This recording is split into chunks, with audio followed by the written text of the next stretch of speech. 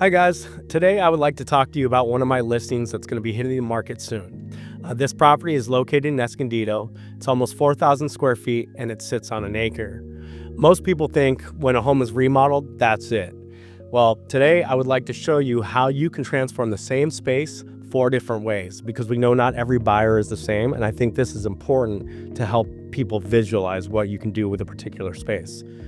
As you can see right now, move-in ready. Bring in some furniture, put some photos on the wall, you're good to go. The first style change that I would like to show you is Scandinavian. Now, Scandinavian has become pretty popular, I'd say, the last 10 years. It's a lot of natural tones. It has a spa-like feel, almost a minimalist type of style. You can see how it opens the space up. It makes it very bright and inviting. It's a great look. The next look is going to be coastal. So we see coastal a lot in Solana Beach, Del Mar, Pacific Beach, you name it. It brings in a lot of those sand tones, the blues.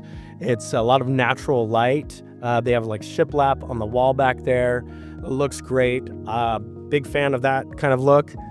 The next is going to be modern. Modern's not for everybody, but it's simple and it's high-end design. We see a lot of this probably on those compounds in Del Mar, right on the sand. You see a lot of this look downtowns and high-rises or, studio apartments, you name it. So it's a great look. Concrete walls in the background. You have some glass and steel on the staircase. Looks really nice.